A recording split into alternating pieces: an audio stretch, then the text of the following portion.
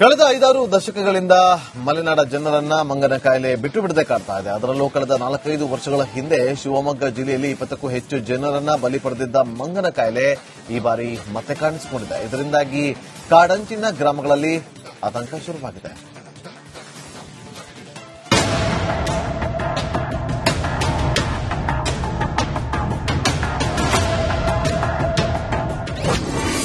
ಶಿವಮೊಗ್ಗ ಜಿಲ್ಲೆಯಲ್ಲಿ ಮಂಗನ ಕಾಯಿಲೆ ಪತ್ತೆ. ಮಂಗನ ಕಾಯಿಲೆ ಪ್ರಕರಣದಿಂದ ಹೆಚ್ಚಿದ ಆತಂಕ. ಮಂಗನ ಕಾಯಿಲೆ ಅಂದ್ರೆ ಮಲೆನಾಡಿನ ಜನರು ನಿದ್ದೆಯಲ್ಲೂ ಕೂಡ ಬೆಚ್ಚಿ ಬೀಳುತ್ತಾರೆ. ಅದರಲ್ಲೂ ಪ್ರತಿ ವರ್ಷ ಡಿಸೆಂಬರ್ ಅಂತ್ಯ ಅಥವಾ ಜನವರಿ ಮೊದಲ ವಾರದಲ್ಲಿ ಕಾಣಿಸಿಕೊಳ್ಳುವಂತಹ ಮಂಗನ ಕಾಯಿಲೆ ಮಾರ್ಚ್ನಲ್ಲಿ ಎಗ್ಗಿಲ್ಲದಂತೆ ಹರಡುತ್ತೆ. ಇದರ ನಡುವೆ ಕಳೆದ 2 ವರ್ಷಗಳಿಂದ ಮಲೆನಾಡಿನಲ್ಲಿ ಕಡಿಮೆ ಪ್ರಕರಣ ದಾಖಲಾಗಿದ್ವು. ಆದರೆ ಈ ಬಾರಿ ಮಾತ್ರ ಅಪಾಯದ ಮುನ್ಸೂಚನೆಯಂತೆ ನವೆಂಬರ್ ಅಂತ್ಯದಲ್ಲೇ ಸೋಂಕು ಪತ್ತೆಯಾಗಿದೆ.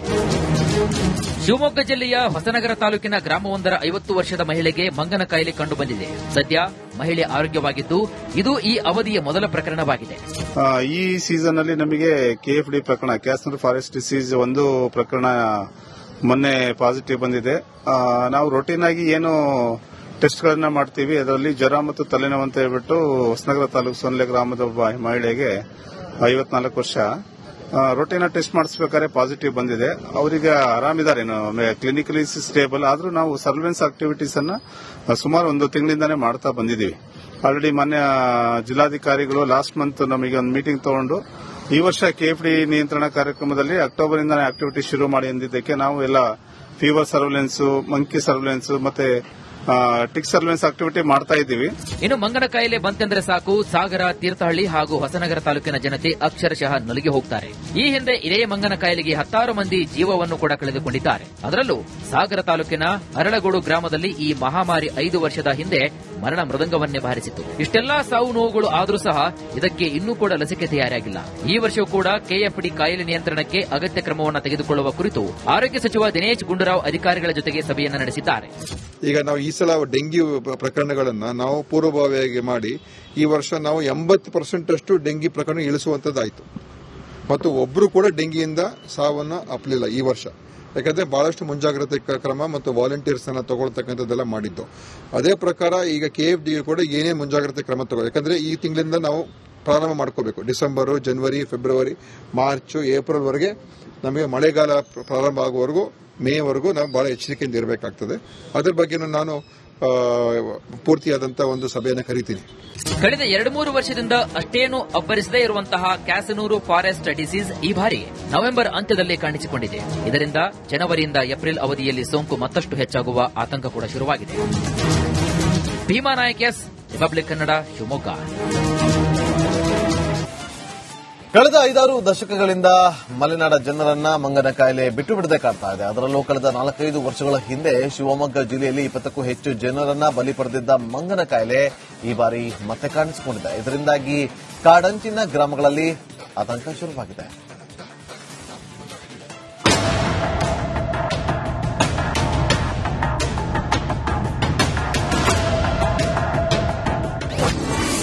ಶಿವಮೊಗ್ಗ ಜಿಲ್ಲೆಯಲ್ಲಿ ಮಂಗನ ಕಾಯಿಲೆ ಪತ್ತೆ.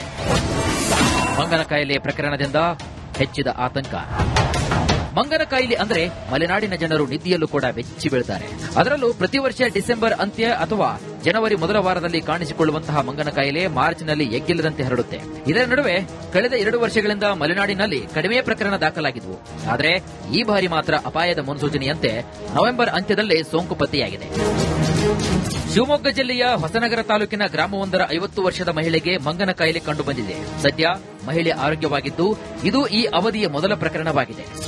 ಈ ಸೀಸನ್ ಅಲ್ಲಿ ನಮಗೆ ಕೆಎಫ್ಡಿ ಪ್ರಕರಣ, ಕ್ಯಾಸ್ನರ್ ಫಾರೆಸ್ಟ್ ಡಿಸೀಸ್ ಒಂದು ಪ್ರಕರಣ ಮೊನ್ನೆ ಪಾಸಿಟಿವ್ ಬಂದಿದೆ. ನಾವು ರೊಟೀನ್ ಆಗಿ ಏನು ಟೆಸ್ಟ್ ಗಳನ್ನ ಮಾಡ್ತೀವಿ, ಅದರಲ್ಲಿ ಜ್ವರ ಮತ್ತು ತಲೆನೋವು ಅಂತ ಹೇಳ್ಬಿಟ್ಟು ಹೊಸನಗರ ತಾಲೂಕು ಸೊನ್ಲೆ ಗ್ರಾಮದ ಒಬ್ಬ ಮಹಿಳೆಗೆ 54 ವರ್ಷ ರೊಟೀನ್ ಟೆಸ್ಟ್ ಮಾಡಿಸಬೇಕಾದ್ರೆ ಪಾಸಿಟಿವ್ ಬಂದಿದೆ. ಅವರಿಗೆ ಆರಾಮಿದ್ದಾರೆ, ಕ್ಲಿನಿಕಲಿ ಸ್ಟೇಬಲ್. ಆದ್ರೂ ನಾವು ಸರ್ವೆಲೆನ್ಸ್ ಆಕ್ಟಿವಿಟೀಸ್ ಅನ್ನ ಸುಮಾರು 1 ತಿಂಗಳಿಂದಾನೇ ಮಾಡ್ತಾ ಬಂದಿದ್ದೀವಿ. ಆಲ್ರೆಡಿ ಮಾನ್ಯ ಜಿಲ್ಲಾಧಿಕಾರಿಗಳು ಲಾಸ್ಟ್ ಮಂತ್ ನಮಗೆ ಒಂದು ಮೀಟಿಂಗ್ ತಗೊಂಡು ಈ ವರ್ಷ ಕೆಎಫ್ಡಿ ನಿಯಂತ್ರಣ ಕಾರ್ಯಕ್ರಮದಲ್ಲಿ ಅಕ್ಟೋಬರ್ ಇಂದಾನೇ ಆಕ್ಟಿವಿಟಿ ಶುರು ಮಾಡಿ ಎಂದಿದ್ದಕ್ಕೆ ನಾವು ಎಲ್ಲ ಫೀವರ್ ಸರ್ವೆಲೆನ್ಸ್, ಮಂಕಿ ಸರ್ವೆಲೆನ್ಸ್ ಮತ್ತೆ ಟಿಕ್ ಸರ್ವೆಲೆನ್ಸ್ ಆಕ್ಟಿವಿಟಿ ಮಾಡ್ತಾ ಇದ್ದೀವಿ. ಇನ್ನು ಮಂಗನ ಕಾಯಿಲೆ ಬಂತೆಂದ್ರೆ ಸಾಕು ಸಾಗರ, ತೀರ್ಥಹಳ್ಳಿ ಹಾಗೂ ಹೊಸನಗರ ತಾಲೂಕಿನ ಜನತೆ ಅಕ್ಷರಶಃ ನಲುಗಿ ಹೋಗ್ತಾರೆ. ಈ ಹಿಂದೆ ಇದೇ ಮಂಗನ ಕಾಯಿಲೆಗೆ 10 ಮಂದಿ ಜೀವವನ್ನು ಕೂಡ ಕಳೆದುಕೊಂಡಿದ್ದಾರೆ. ಅದರಲ್ಲೂ ಸಾಗರ ತಾಲೂಕಿನ ಅರಳಗೋಡು ಗ್ರಾಮದಲ್ಲಿ ಈ ಮಹಾಮಾರಿ 5 ವರ್ಷದ ಹಿಂದೆ ಮರಣ ಮೃದಂಗವನ್ನೇ ಬಾರಿಸಿತು. ಇಷ್ಟೆಲ್ಲಾ ಸಾವು ನೋವುಗಳು ಆದರೂ ಸಹ ಇದಕ್ಕೆ ಇನ್ನೂ ಕೂಡ ಲಸಿಕೆ ತಯಾರಾಗಿಲ್ಲ. ಈ ವರ್ಷವೂ ಕೂಡ ಕೆಎಫ್ಡಿ ಕಾಯಿಲೆ ನಿಯಂತ್ರಣಕ್ಕೆ ಅಗತ್ಯ ಕ್ರಮವನ್ನು ತೆಗೆದುಕೊಳ್ಳುವ ಕುರಿತು ಆರೋಗ್ಯ ಸಚಿವ ದಿನೇಶ್ ಗುಂಡೂರಾವ್ ಅಧಿಕಾರಿಗಳ ಜೊತೆಗೆ ಸಭೆಯನ್ನು ನಡೆಸಿದ್ದಾರೆ. ಈಗ ನಾವು ಈ ಸಲ ಡೆಂಗಿ ಪ್ರಕರಣಗಳನ್ನ ನಾವು ಪೂರ್ವಭಾವಿಯಾಗಿ ಮಾಡಿ ಈ ವರ್ಷ ನಾವು 80% ಅಷ್ಟು ಡೆಂಗಿ ಪ್ರಕರಣ ಇಳಿಸುವಂತದ್ದಾಯಿತು. ಮತ್ತು ಒಬ್ಬರು ಕೂಡ ಡೆಂಗಿಯಿಂದ ಸಾವನ್ನ ಅಪ್ಪಲಿಲ್ಲ ಈ ವರ್ಷ. ಯಾಕಂದ್ರೆ ಬಹಳಷ್ಟು ಮುಂಜಾಗ್ರತೆ ಕ್ರಮ ಮತ್ತು ವಾಲಂಟಿಯರ್ಸ್ ಅನ್ನ ತಗೊಳ್ತಕ್ಕಂಥದ್ದೆಲ್ಲ ಮಾಡಿದ್ದು. ಅದೇ ಪ್ರಕಾರ ಈಗ ಕೆಎಫ್ಡಿ ಕೂಡ ಏನೇ ಮುಂಜಾಗ್ರತೆ ಕ್ರಮ ತಗೋ, ಯಾಕಂದ್ರೆ ಈ ತಿಂಗಳಿಂದ ನಾವು ಪ್ರಾರಂಭ ಮಾಡ್ಕೋಬೇಕು. ಡಿಸೆಂಬರ್, ಜನವರಿ, ಫೆಬ್ರವರಿ, ಮಾರ್ಚ್, ಏಪ್ರಿಲ್ ವರೆಗೆ ನಮಗೆ ಮಳೆಗಾಲ ಪ್ರಾರಂಭ ಆಗುವವರೆಗೂ, ಮೇವರೆಗೂ ನಾವು ಬಹಳ ಎಚ್ಚರಿಕೆಯಿಂದ ಇರಬೇಕಾಗ್ತದೆ. ಅದರ ಬಗ್ಗೆ ನಾನು ಪೂರ್ತಿಯಾದಂತಹ ಒಂದು ಸಭೆಯನ್ನು ಕರೀತೀನಿ. ಕಳೆದ 2-3 ವರ್ಷದಿಂದ ಅಷ್ಟೇನು ಅಬ್ಬರಿಸದೇ ಇರುವಂತಹ ಕ್ಯಾಸನೂರು ಫಾರೆಸ್ಟ್ ಡಿಸೀಸ್ ಈ ಬಾರಿ ನವೆಂಬರ್ ಅಂತ್ಯದಲ್ಲಿ ಕಾಣಿಸಿಕೊಂಡಿದೆ. ಇದರಿಂದ ಜನವರಿಯಿಂದ ಏಪ್ರಿಲ್ ಅವಧಿಯಲ್ಲಿ ಸೋಂಕು ಮತ್ತಷ್ಟು ಹೆಚ್ಚಾಗುವ ಆತಂಕ ಕೂಡ ಶುರುವಾಗಿದೆ. Bhima Nayak, S, Republic Kannada, Shivamogga. ಕಳೆದ 5-6 ದಶಕಗಳಿಂದ ಮಲೆನಾಡ ಜನರನ್ನ ಮಂಗನ ಕಾಯಿಲೆ ಬಿಟ್ಟು ಬಿಡದೆ ಕಾಡ್ತಾ ಇದೆ. ಅದರಲ್ಲೂ ಕಳೆದ 4-5 ವರ್ಷಗಳ ಹಿಂದೆ ಶಿವಮೊಗ್ಗ ಜಿಲ್ಲೆಯಲ್ಲಿ 20ಕ್ಕೂ ಹೆಚ್ಚು ಜನರನ್ನ ಬಲಿ ಪಡೆದಿದ್ದ ಮಂಗನ ಕಾಯಿಲೆ ಈ ಬಾರಿ ಮತ್ತೆ ಕಾಣಿಸಿಕೊಂಡಿದೆ. ಇದರಿಂದಾಗಿ ಕಾಡಂಚಿನ ಗ್ರಾಮಗಳಲ್ಲಿ ಆತಂಕ ಶುರುವಾಗಿದೆ.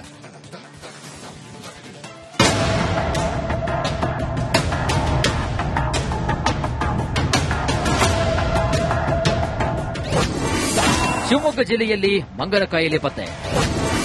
ಮಂಗನ ಕಾಯಿಲೆ ಪ್ರಕರಣದಿಂದ ಹೆಚ್ಚಿದ ಆತಂಕ. ಮಂಗನ ಕಾಯಿಲೆ ಅಂದ್ರೆ ಮಲೆನಾಡಿನ ಜನರು ನಿದ್ದೆಯಲ್ಲೂ ಕೂಡ ಬೆಚ್ಚಿ ಬೀಳುತ್ತಾರೆ. ಅದರಲ್ಲೂ ಪ್ರತಿ ವರ್ಷ ಡಿಸೆಂಬರ್ ಅಂತ್ಯ ಅಥವಾ ಜನವರಿ ಮೊದಲ ವಾರದಲ್ಲಿ ಕಾಣಿಸಿಕೊಳ್ಳುವಂತಹ ಮಂಗನ ಕಾಯಿಲೆ ಮಾರ್ಚ್ನಲ್ಲಿ ಎಗ್ಗಿಲ್ಲದಂತೆ ಹರಡುತ್ತೆ. ಇದರ ನಡುವೆ ಕಳೆದ 2 ವರ್ಷಗಳಿಂದ ಮಲೆನಾಡಿನಲ್ಲಿ ಕಡಿಮೆ ಪ್ರಕರಣ ದಾಖಲಾಗಿದ್ವು. ಆದರೆ ಈ ಬಾರಿ ಮಾತ್ರ ಅಪಾಯದ ಮುನ್ಸೂಚನೆಯಂತೆ ನವೆಂಬರ್ ಅಂತ್ಯದಲ್ಲೇ ಸೋಂಕು ಪತ್ತೆಯಾಗಿದೆ. ಶಿವಮೊಗ್ಗ ಜಿಲ್ಲೆಯ ಹೊಸನಗರ ತಾಲೂಕಿನ ಗ್ರಾಮವೊಂದರ 50 ವರ್ಷದ ಮಹಿಳೆಗೆ ಮಂಗನ ಕಾಯಿಲೆ ಕಂಡುಬಂದಿದೆ. ಸದ್ಯ ಮಹಿಳೆ ಆರೋಗ್ಯವಾಗಿದ್ದು ಇದು ಈ ಅವಧಿಯ ಮೊದಲ ಪ್ರಕರಣವಾಗಿದೆ. ಈ ಸೀಸನ್ ಅಲ್ಲಿ ನಮಗೆ ಕೆಎಫ್ಡಿ ಪ್ರಕರಣ, ಕ್ಯಾಸನೂರು ಫಾರೆಸ್ಟ್ ಡಿಸೀಸ್ ಒಂದು ಪ್ರಕರಣ ಮೊನ್ನೆ ಪಾಸಿಟಿವ್ ಬಂದಿದೆ. ನಾವು ರೊಟೀನ್ ಆಗಿ ಏನು ಟೆಸ್ಟ್ ಗಳನ್ನ ಮಾಡ್ತೀವಿ, ಅದರಲ್ಲಿ ಜ್ವರ ಮತ್ತು ತಲೆನೋವು ಅಂತ ಹೇಳ್ಬಿಟ್ಟು ಹೊಸನಗರ ತಾಲೂಕು ಸೊನ್ಲೆ ಗ್ರಾಮದ ಒಬ್ಬ ಮಹಿಳೆಗೆ 54 ವರ್ಷ ರೊಟೀನ್ ಟೆಸ್ಟ್ ಮಾಡಿಸಬೇಕಾದ್ರೆ ಪಾಸಿಟಿವ್ ಬಂದಿದೆ. ಅವರಿಗೆ ಆರಾಮಿದ್ದಾರೆ, ಕ್ಲಿನಿಕಲಿ ಸ್ಟೇಬಲ್. ಆದ್ರೂ ನಾವು ಸರ್ವೆಲೆನ್ಸ್ ಆಕ್ಟಿವಿಟೀಸ್ ಅನ್ನ ಸುಮಾರು 1 ತಿಂಗಳಿಂದಾನೇ ಮಾಡ್ತಾ ಬಂದಿದ್ದೀವಿ. ಆಲ್ರೆಡಿ ಮಾನ್ಯ ಜಿಲ್ಲಾಧಿಕಾರಿಗಳು ಲಾಸ್ಟ್ ಮಂತ್ ನಮಗೆ ಒಂದು ಮೀಟಿಂಗ್ ತಗೊಂಡು ಈ ವರ್ಷ ಕೆಎಫ್ಡಿ ನಿಯಂತ್ರಣ ಕಾರ್ಯಕ್ರಮದಲ್ಲಿ ಅಕ್ಟೋಬರ್ ಇಂದಾನೇ ಆಕ್ಟಿವಿಟಿ ಶುರು ಮಾಡಿ ಎಂದಿದ್ದಕ್ಕೆ ನಾವು ಎಲ್ಲ ಫೀವರ್ ಸರ್ವೆಲೆನ್ಸ್, ಮಂಕಿ ಸರ್ವೆಲೆನ್ಸ್ ಮತ್ತೆ ಟಿಕ್ ಸರ್ವೆಲೆನ್ಸ್ ಆಕ್ಟಿವಿಟಿ ಮಾಡ್ತಾ ಇದ್ದೀವಿ. ಇನ್ನು ಮಂಗನ ಕಾಯಿಲೆ ಬಂತೆಂದ್ರೆ ಸಾಕು ಸಾಗರ, ತೀರ್ಥಹಳ್ಳಿ ಹಾಗೂ ಹೊಸನಗರ ತಾಲೂಕಿನ ಜನತೆ ಅಕ್ಷರಶಃ ನಲುಗಿ ಹೋಗ್ತಾರೆ. ಈ ಹಿಂದೆ ಇದೇ ಮಂಗನ ಕಾಯಿಲೆಗೆ 10 ಮಂದಿ ಜೀವವನ್ನು ಕೂಡ ಕಳೆದುಕೊಂಡಿದ್ದಾರೆ. ಅದರಲ್ಲೂ ಸಾಗರ ತಾಲೂಕಿನ ಅರಳಗೋಡು ಗ್ರಾಮದಲ್ಲಿ ಈ ಮಹಾಮಾರಿ 5 ವರ್ಷದ ಹಿಂದೆ